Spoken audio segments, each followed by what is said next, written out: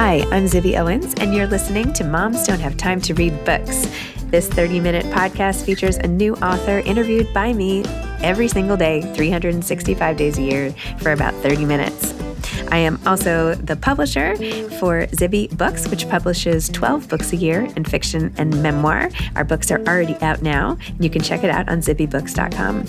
And we have a magazine called Zibby Mag, where we have lots of wonderful essays and lifestyle features. That's at zibbymag.com. We have classes at zibbyclasses.com. And I recently opened a bookstore in LA called Zibby's Bookshop at 1113 Montana Avenue at 11th Street in Santa Monica.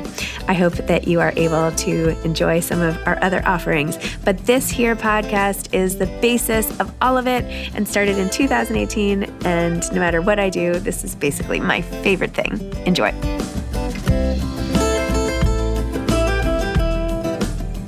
Abraham Verghese is the author of The Covenant of Water. He is a graduate of the Iowa Writers Workshop and the author of many other books, including the NBCC Award finalist, My Own Country, the New York Times notable book, The Tennis Partner, which we talked about, and the novel Cutting for Stone, which we also talked about, which spent 107 weeks on the New York Times bestseller list and sold more than 1.5 million copies in the U.S. alone. It was translated into more than 20 languages and is being adapted for film by Anonymous Content. Verghese was awarded the National Humanities Medal in 2016, has received 5 honorary degrees, and is an elected member of the National Academy of Medicine and the American Academy of Arts and Sciences. He lives and practices medicine in Stanford, California, where he is the Linda R. Meyer and Joan F. Lane Provostial Professor and Vice Chair of the Department of Medicine at the Stanford University School of Medicine. Enjoy! Welcome, Abraham. Thank you so much for coming on Moms Don't Have Time to Read Books to discuss The Covenant of Water. I'm so excited to be with you. Thank you for asking me.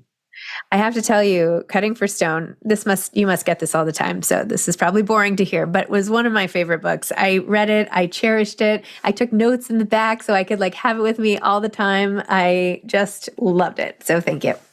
Oh, that's deeply meaningful to me. I don't get tired of hearing that. And of course, your latest book is also amazing. And I have all these quotes that I have from it that I just loved. But maybe you could start by telling listeners a little about why you decided to write this book and your family relation to it and inspiration and all of that.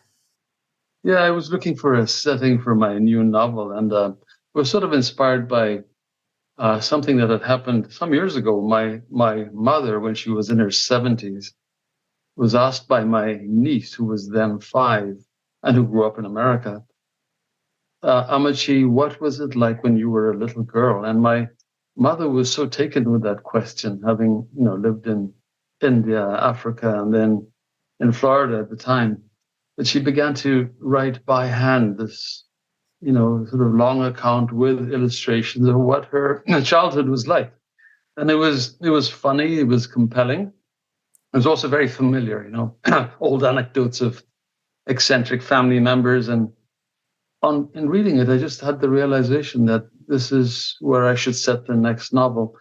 I hesitated a little bit because I wasn't born in Kerala. I was born in Africa, grew up there, but I did know Kerala well because we would go there every holiday, and later in medical school I was there a lot with my grandparents. So that was my only hesitation. But then with the help of Mom, who passed away when she was 94, but she was actively engaged with my writing of the book till the very end. Oh, I'm sorry for your loss. Where did the idea of the sort of family curse come from?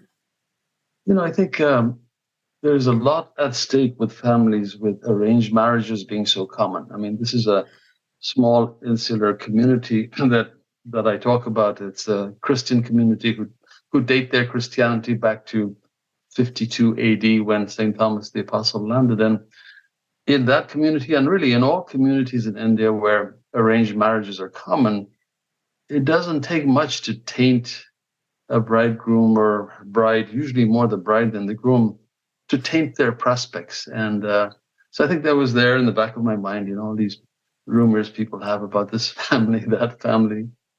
And that's where it sort of began. I've been struggling with hearing loss. And so I think I was very attuned to a condition that, affected hearing and balance. And so God knows, I mean, it's not like I know the whole story. I wish I did. It just sort of emerges organically, and something seems promising, and you push along until you realize it's a big waste of time, and then you backtrack and you start again.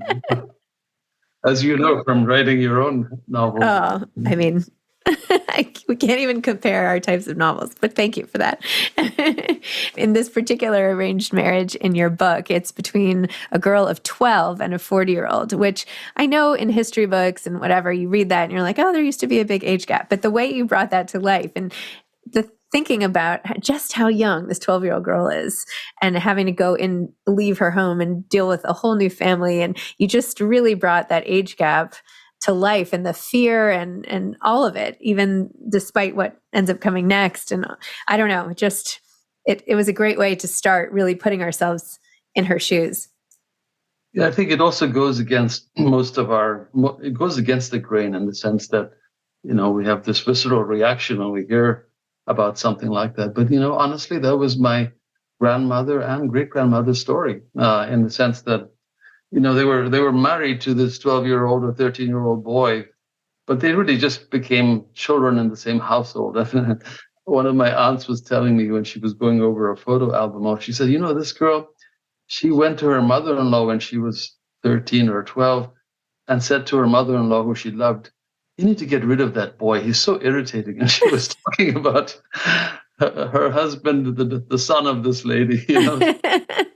There was a certain innocence which would obviously end at a certain point. And my great-grandmother actually married very young to a widower who already had, I think, 3 or 4 kids. And she went on to bear him 6 or 7 children. And they had the happiest marriage. I never knew her, but according to my mother, it was just and so I like that idea of working against the reader's presumption of, how disastrous this is going to be. Wow.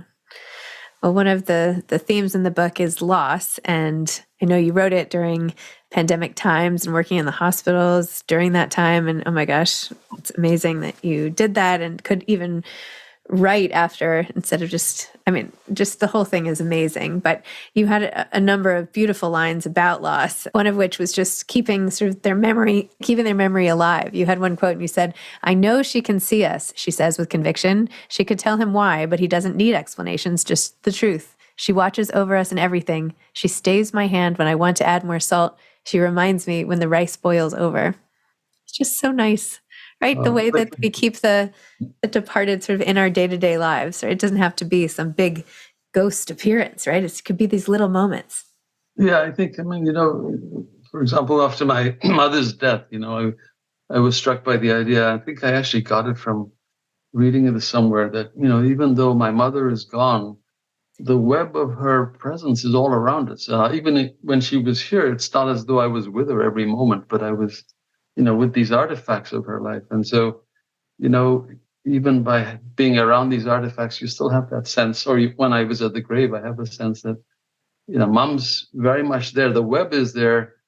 The central character may not physically be present, but the effect is very much around, And I suppose I might get criticism that there is a fair amount of death and loss in a novel like this that takes place over 3 generations, but I would say that that's sort of inevitable. And I often feel that people, this is a very broad characterization, but I think people have a lot of denial about death and the fact that, we are mortal beings. Life is a terminal condition, as John Irving says in The World According to Carp.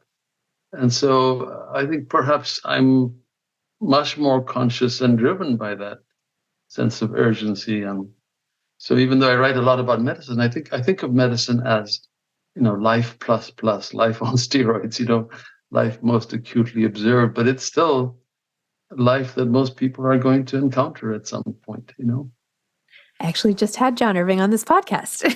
I'll have you know.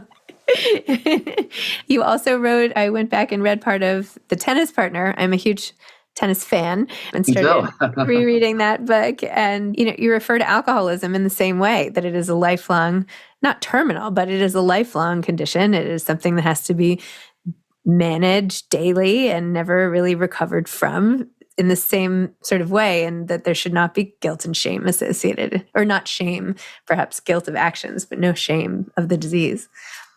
Yeah, that book was a profoundly moving book for me. To lose a friend to his problem was actually cocaine addiction.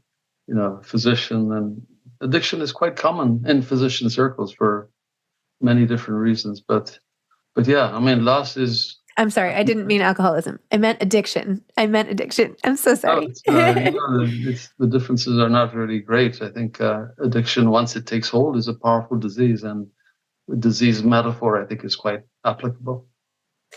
But I'm glad you like the tennis partner. I would have guessed that, given your background, your husband's, that tennis would be some readers appreciated the tennis, others were more caught up with the story. So I always love it when someone appreciated the tennis aspects of that. Well, all of it. I mean, I've lost a friend. I've lost several friends over time. And I had one really close friend in high school who had addiction problems. And, it's sadly a very relatable situation that you were in. I'm so sorry for the loss, but wow, what a gripping story that was too. All of your writing, it's so good. Thank you so much. I appreciate that. Thank you. I know you have an MFA from Iowa, right? In addition to being a revered doctor. I wonder how many people have those 2 degrees. You should do a little survey if you don't already know. I can't imagine there are more than a handful, but pairing the two is just so amazing. Tell me about what the combination, like kind of what you took out of the MFA program you still use, or what you even thought of going through that, or how you marry these 2 parts of the brain. To be honest, I never set out to be a writer. I mean, to this day, I still think of myself as all physician.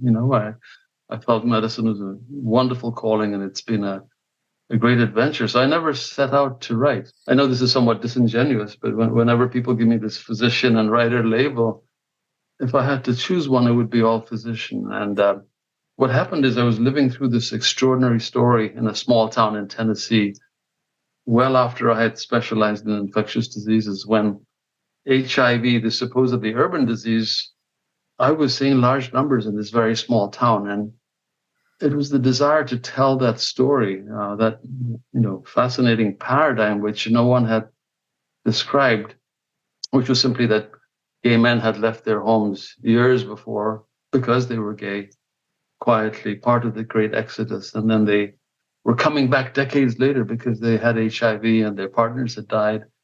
And so even though I wrote a scientific paper describing this migration, it never captured the grief of the families, the tragic voyage, or my own grief at, taking care of these young men in those days when there wasn't much in the way of treatment, and they were my age.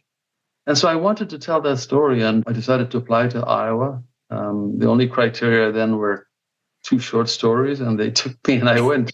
I was considered crazy by my colleagues because I gave up a tenured position to my 2 young kids. But, I think it's sort of ironic because I came to medicine because of 2 books. One was The Citadel by A.J. Cronin, and then the other one was Of Human Bondage by Somerset Maugham. So it's ironic that books should bring me to medicine, and then at some point I should be writing books. But I think they come out of the same spirit and the same lens with which I go to work every day. I don't think it's markedly different, like 2 parts of the brain. Is the spirit helping people? Is that the main through line? I'm not sure. Yeah, well, I mean, helping people, but more than that, it's like sort of a curiosity and an empathy for your fellow human beings. And then, I'm an internist, so I'm really trained to observe. And, sometimes in an airport, when I can see these people walking, I can pick out every pathological gait known to man in that 1 mile walk as they come to your gate. And, so you're taught to observe, and you're taught to take these disparate facts, and put them together, and come up with a unifying story or diagnosis. So I think that lens of, empathy, interest, keen observation lends itself to both crafts. But I do find that I to my surprise, work out things that have happened at work that I don't think I would have worked out except by writing about them. The emotions, I mean. So I often say, and I don't know that this is original, but I write in order to understand what I'm thinking. There's just some other level of understanding, as you know, that comes when you actually sit and write, as opposed to when I take a walk around the neighborhood and think about the book. It's just fascinating to me. So I feel like the writing informs the medicine and vice versa, and I can't separate the two very clearly. That's okay. I mean, it's working for you. You can keep it up. It seems to, having that deep knowledge obviously informs the book, and particularly this one. I think another theme of the book is love, all these different forms of love, right? Parent, child, and romantic love, and all of that. If I could read one more quote, you write, "Forgive me," he says, "it hurts me to think that we may not have a life together, but it doesn't stop me loving you." He tastes tears on her lips, tears that could be his too. She raises her head to look at what he has done, the canvas of herself. She shakes her head in amazement. She whispers, "You've helped me find myself. Do you know?"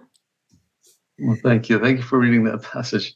I love that. I think one of the things that really came home to me again in the COVID epidemic, as it had in the HIV epidemic, is, at the end of our lives, or when our lives are prematurely threatened, what is it that we treasure? I mean, it's really not so much our accomplishments and our possessions. It's the meaningful relationships we had in our lifetime. And so love sort of bubbles to the surface, or the absence of it, when we're stressed like that. So, and I think that the thing that was very striking to me, and here I was writing about a time period in the 1900s to 1970, and in the hospital observing, this latter-day pandemic, but the emotions, the heartache, the way people find meaning in their loss, nothing had really changed. In fact, there was something about the lens of simplicity, looking back at a much simpler time, that allowed you to see much more clearly how one dealt with it. And, these are age-old problems, and none of us escapes them. So, it was actually very interesting juxtaposition of, not that I'd wish it on again, but COVID on the one hand, and writing about, leprosy and diphtheria and so on in the 1900s. I feel like it's also fed into when you said that one of your characters, I don't want to give everything away, but it says this character has been dead for years and her body has now followed. Her soul has been dead for years and her body has now followed. So there's something about, going through loss and trying to get through life, and what does it mean to live without love, and all of these big questions. Big question. And I also think that, to be much more aware of death is actually a way to live more fully. So, I mean, I don't embrace these losses because I'm sort of a pessimist, but it's more, it just gives you a sense of being enormously grateful for each day. Every day above ground is a fabulous victory. And, I think that it doesn't sort of make me a morbid person. Far from it. I think it makes me much more, engaged with every moment that I'm here. I feel the same way. I feel like every day I'm just fighting against time. I'm like, what can I get stuff done today? Am I okay? I'm here. I'm okay. I can walk. I'm good. I mean, or it doesn't matter if I shouldn't have said I can walk. Even if I couldn't walk, it doesn't matter. Like, I'm healthy and my time is running out and I better make today worth it. So that's sort of how I feel like loss inspires me personally. But anyway. No, I love it. I love that the way you just phrased that. I also think that novels, which is what brings us together, are the only way I know to escape the sort of relentless progression of time. I mean, what other magic do we have in this world where you pick something up and, you go through 3 generations, many lifetimes, and you put it down and it's just Tuesday. That feeling is what keeps you reading and keeps me reading. It's just that wonderful way we're escaping, but we're not just escaping. We're trying to sort of pick up fundamental truths and insights about our own lives, even though it's in a fictional world. I think Dorothy Allison and Camus said much the same thing. Fiction is the great lie that tells the truth about how the world lives. And it frustrates me that more of my colleagues, for example, don't read fiction. They tend to lean towards nonfiction. I'm a serious kind of guy. I read nonfiction. And I like to tell them, a novel, Uncle Tom's Cabin, is what ended slavery in this country, in a sense. It really made the idea of slavery, distasteful. It swept the country. And a novel called The Citadel in England, which I referred to, was the genesis of the National Health Service. So novels have the power to do more than we think. They're not frivolous. They're terribly important. I agree. No, also just to get out of your own experience, right? You don't have to travel. You can be in your kitchen, and yet a place you'll never go in real life, understanding a culture you'll never be a part of. And it allows for such greater empathy. I think it's so important. And it's different than nonfiction, right? And yeah, I think it's beautiful. I think it would be sad to have a life without reading fiction. I must say, from a writer's point of view, having written both nonfiction and fiction as you have, on the one hand, fiction is liberating because you can make anything up. You can get into anybody's head. Characters can write from after they're dead and so on.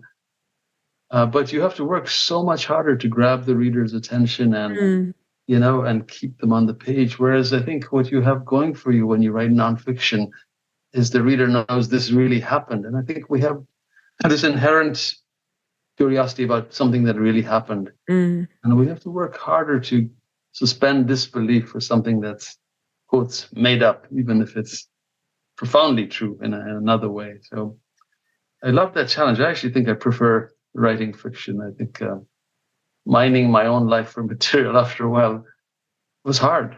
I wound up revealing much more than I thought I would, but for the right reasons. The editor kept saying, you can't have the camera so intensely on these characters, real people, and then you've become a character, and you can't just sort of put your hand on the lens when it turns toward you. So I accepted that, but I found it difficult. But I'm comfortable with, if the reader's done me the honor of getting the book, preferably buying it, not borrowing it, they've earned the right to learn these things about me. So it felt good in that sense, but it was hard for me. I understand that. Given people's initial reluctance, perhaps, to getting into things that are not true, here you are coming out with a very long book. Did you think about the length? Was that even a consideration? Did you consider chopping any sections, or how do you feel about it? How do you feel about people making time for longer books, or was it not an issue? Yeah, it wasn't an issue much for me, but I was very aware that certain readers would balk a bit at the size of the book, but and to be honest, it was a much longer book. We've made a lot of cuts, and I wished it was, I keep having this ambition to write a shorter book. My books somehow tend to, to tell the whole story, it has to be X number of pages. I found during COVID that I personally had an appetite for longer books. I almost got frustrated if something felt like a little amuse bush instead of the the hearty meal that I was looking for, even if it was very good. So I guess I'm reflecting my bias. I like the idea of a long novel, but I understand completely that it's a little more challenging to get the reader into it. Hopefully, once they're in it, if you've done your job, hopefully they keep going. Yes. Well, there was no challenge at all getting into your book. It was captivating from the start. I had the reader tell me, by the way, I'm sorry to interrupt. No. Tell me, which I thought was a great comment, that they were so engrossed in the book that they looked to see how many pages they had left, and were disappointed that there were only 100 something pages left. They wanted it to go on, and that's exactly, as a writer, that's exactly what you want. That they want this to go on, and. Well, one of my favorite things when I'm reading is when I have to cover my mouth or put my hand on my heart, or my body gets engaged, which it doesn't always, right? But there was one scene, I don't want to give things away, but really sad scene involving loss. And I was reading it, and I was just, my hand was over my mouth and then on my heart. And that's how I know I'm really into it. Well, you're not alone. When I was revising some of those scenes of, tremendous loss and tragedy, I mean, I would weep every time. I mean, Oh, I couldn't help myself. I knew what was going to happen, but especially when I was reading it aloud and, sort of living it, it would just, because these characters had become evidently quite real to me. They were concrete people that I knew better than I know some real people around me. wow. So funny, isn't it? It is. Did you read the audiobook yourself? I can't imagine. Did you? I did. Oh my gosh. I was moved to do that because I enjoyed the reading of Cutting for Stone that somebody else had done. But, there were minor quibbles I had with the pronunciation of this and that. To give you an example, the word Madras, which is a city now called Chennai, but a North Indian can say Madras in a somewhat contemptuous fashion without knowing it. They can say Madras, it would, I don't know the analogy I could use. And to a South Indian, it would sound offensive. So there were like all these nuances that I was picky about. Nobody else would ever have noticed. And this book, as you know, is full of a lot of different foreign sounding phrases and language even. And so I thought, well, let me give this a try. And I auditioned for the role, actually. And I told them, I don't want to do it unless you think I can do it better than anyone, not just the pronunciations, but, and I had to learn a lot. I had to learn how to perform the book.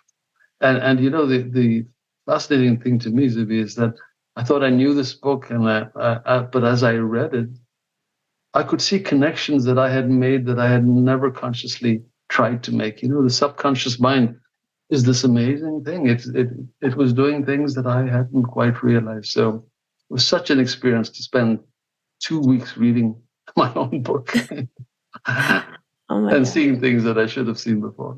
Oh, that's wild. Are you working on a new book? Not yet. I'm tossing around a few ideas for one. I think the biggest question is geography. Where does one set this? And I've gotten some mileage from setting 2 books now. I mean, that's all I have to my credit is 2 novels in somewhat exotic places for most readers. But, I've lived a long time in America, and I've been here in Silicon Valley for 15 years, Texas for 17 years. So I'm really looking to set a story in America, but I'm not sure what time period that will be. I find some time periods particularly fascinating. Our present time period, so.